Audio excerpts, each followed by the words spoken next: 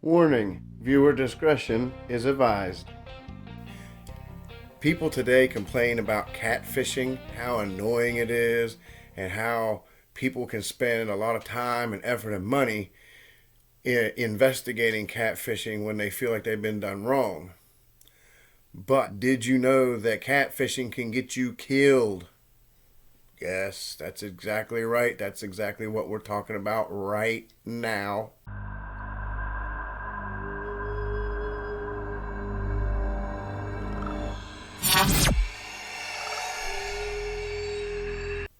Boom.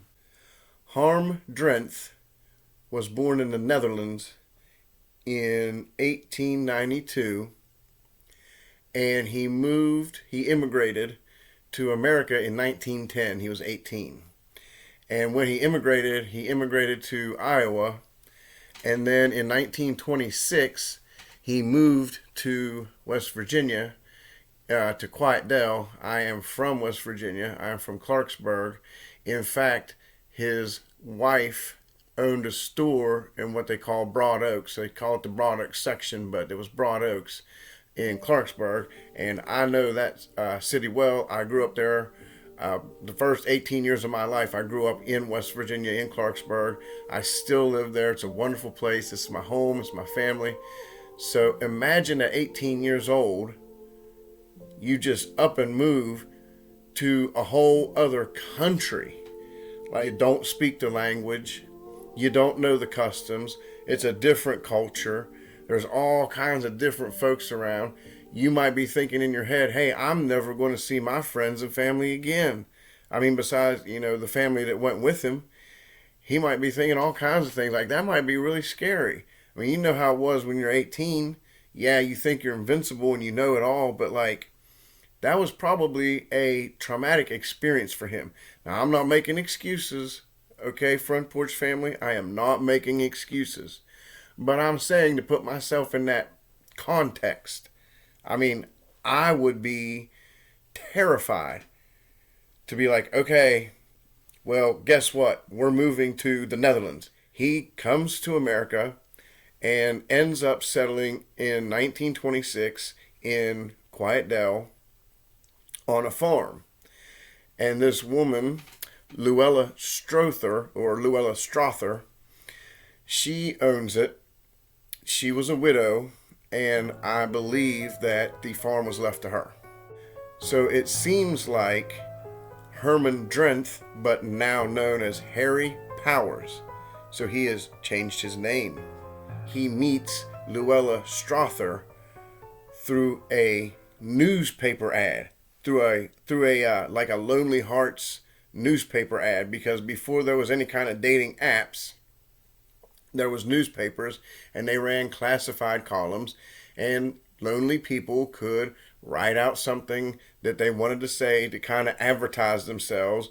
I'm so and so, and I make this much money, and I have a car. That was his MO. When he began murdering people, he was suspected of murdering 50 people, including women, including children.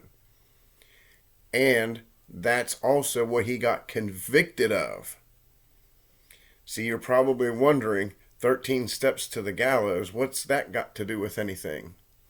Well, in West Virginia, in Moundsville, that's how you got executed. And I don't know the whole story behind it, but maybe there is, or maybe it's just as simple as 13 is an unlucky number, but when they built the steps up to the gallows where you got hanged, there were 13 steps. When you hear the evidence against him, you will come to understand why he took those 13 steps to the gallows. Oh yes, oh yes. So friends, here's what happens. Harry Powers, who has several different aliases: John Schroeder, Joseph Gildo, Cornelius Orvin Pearson. Now tell me that doesn't just sound academic. Cornelius Orvin Pearson. And A.R. Weaver. And I'm sure that there have been others. Like I said, he was suspected of killing 50 people. That's women and children. He was married to Luella Strother, but didn't kill her. So this guy, Powers, he takes his column seriously. And he puts in here the following. Wealthy widower worth $150,000 has income of $400 to $2,000 a month. Own a beautiful 10-room brick home completely furnished with everything that would make a good woman happy. My wife would have her own car and plenty of spending money, would have nothing to do but enjoy herself. Ad placed by Powers. And he actually wrote that himself. Like, that was his legit ad from a newspaper that he used to attract women to him. There were a few unsolved mysteries, unsolved murder cases, in which they suspect that the person responsible was Harry Powers, the way that they were strangled, and the fact that some of them were found in a burlap sack. Because the woman that he was convicted of murdering is the one that he actually got the death penalty for. Not, and this is shocking to me, not the family that he murdered, but the one individual. I digress. Dorothy Pressler Lemke. She was from Northborough, Massachusetts.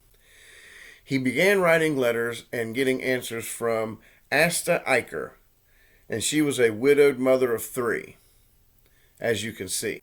He attracted different women by using letters like this. And what he would do is he would get them, as he starved these women to death, he would get them to write checks and empty out their bank accounts for him. This money was for him to help him start this or do that. But in all reality, all he wanted was their money.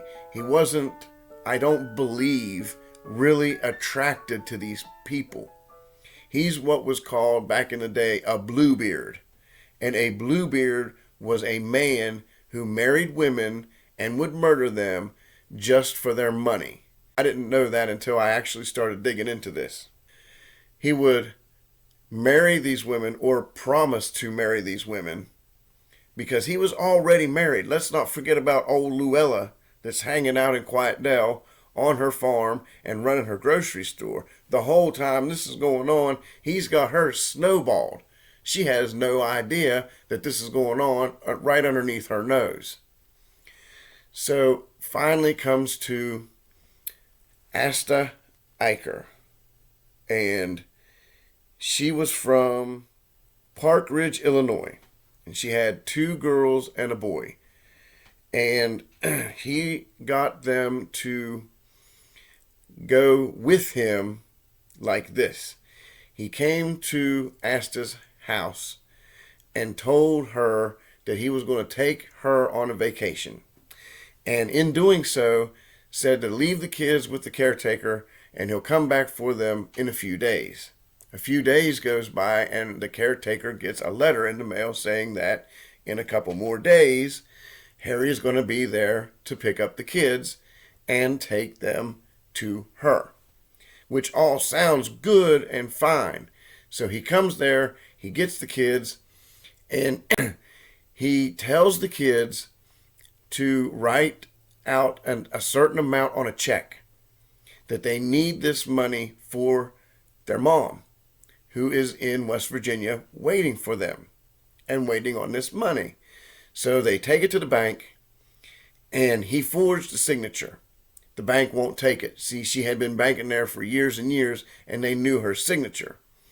So immediately, he grabs up the kids, all 3 of them, gets in the car, and rushes back to West Virginia. So what he does, he has this little boy help him dig this ditch underneath this garage he had just finished building. And when he gets done, he strangles the 2 girls and the mother while making the boy watch Oh, this sick dude made that poor kid watch as he strangled his own mother. Now, I can't imagine being 12, 10, 12, 13 years old, being forced to watch someone while they strangle my mother to death. So he starts crying and weeping and screaming, and Harry Powers is afraid that his neighbors is going to hear him doing this. So he takes a claw hammer and smashes this boy's head into nothing. Kills him. Puts him in the ditch that he had just had this boy digging. Then he comes across Dorothy Lemke, again through a Lonely Hearts ad in a paper. She responds to this ad. She comes to West Virginia, and the same thing happens. He steals her money, starves her, and then eventually ends up strangling her to death. Yeah, so in 1931, the local police start investigating the disappearance of Asta Eicher and her 3 kids. And that leads the police to Harry Powers. I'm Rob, and I run Front Porch Science, your home for true crime stories. So let's get back into Harry Powers. Eventually he's arrested, and while the cops are grilling him, he confesses. While the police are searching his home and grounds, they find a 5th victim. Oh yeah. So what happens? He goes to trial. The trial doesn't last very long. I think it's only 3 or 4 days. The jury deliberates for under 2 hours. And you know what that means. I believe in the article I read it was 1 hour and 47 minutes. And it came back guilty.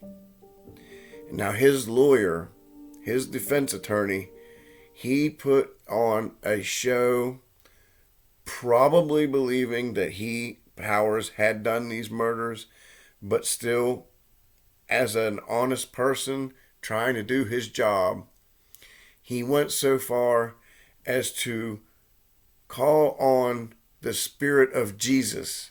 That's what the man said. Find it in your hearts to have mercy.